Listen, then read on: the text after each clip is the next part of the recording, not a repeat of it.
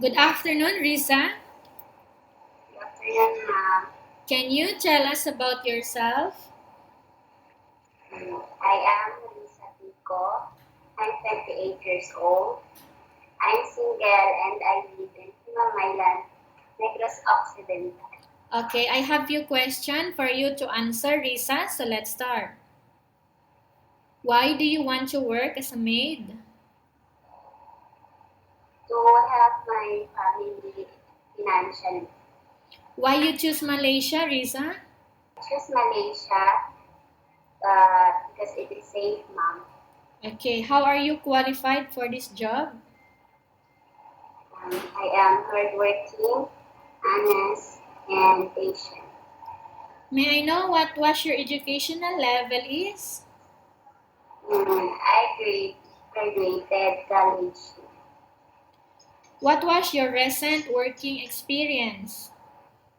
Um, Being a clerk at Olympic Base Ballet at Makati.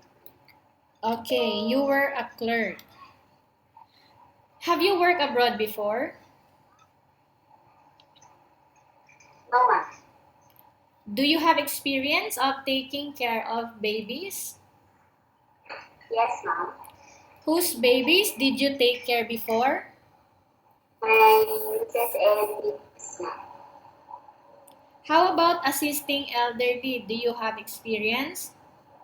Yes, ma'am. Whose elderly was that? My mother and grandmother. Do you have any other special skills?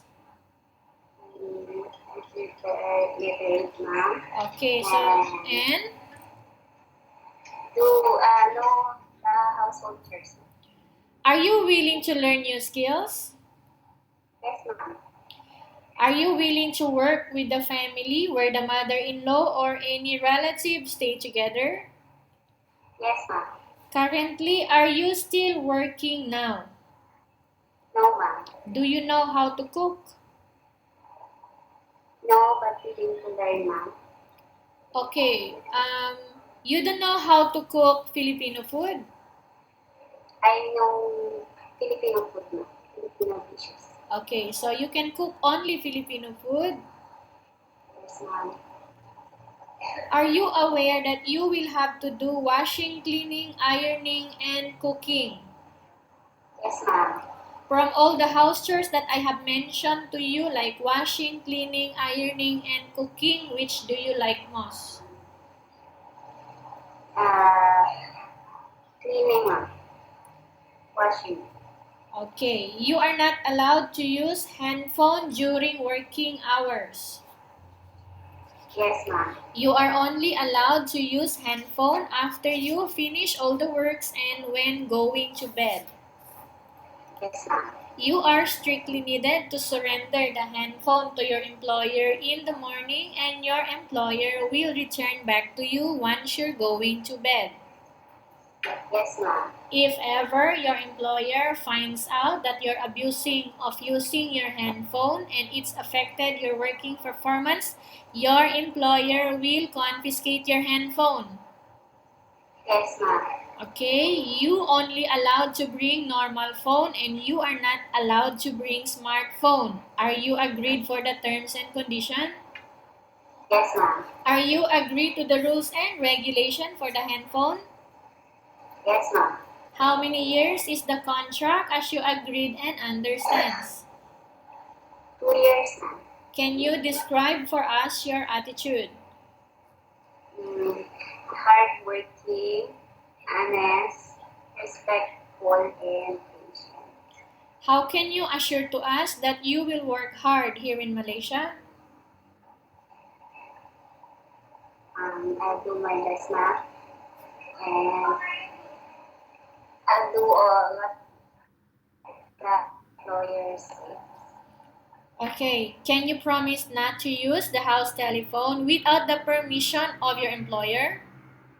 Yes, ma'am. Can you promise not to put on makeup but to dress properly while work?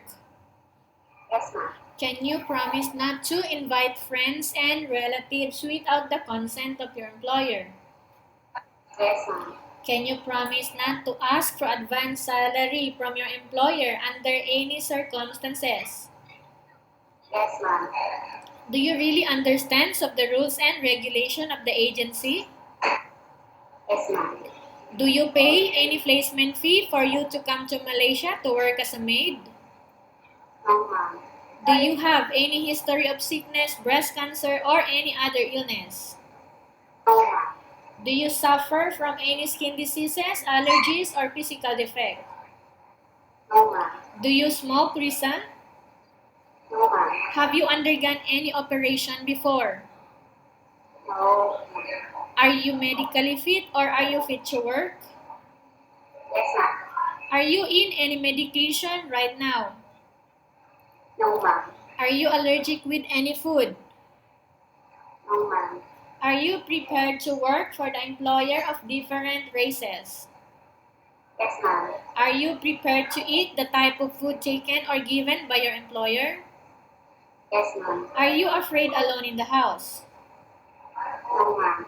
Are you afraid of dogs or other pets? No, ma'am. Can you promise to work according to instruction from your employer?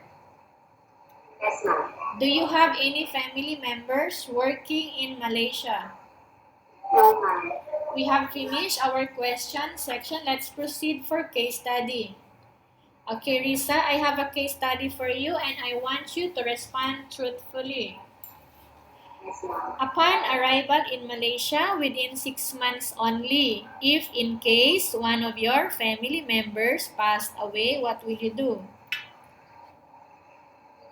I'll ask madam if it's okay to go home or it's okay if she's not approved of it.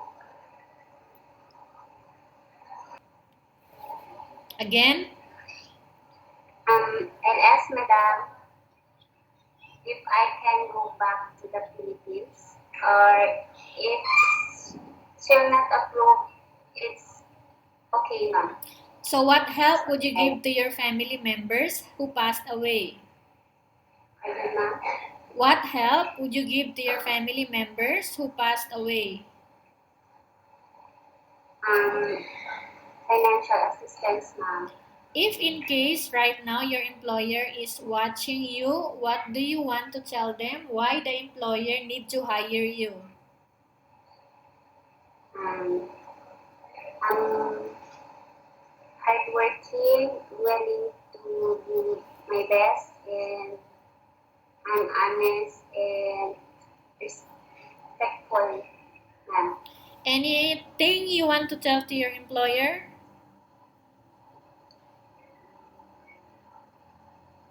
I'll do my best, ma'am. Okay. Tell us about yourself again, Riza. I'm Riza Tico. I'm 28 years old, single, and I live in Mamayan City, Negros Occidental.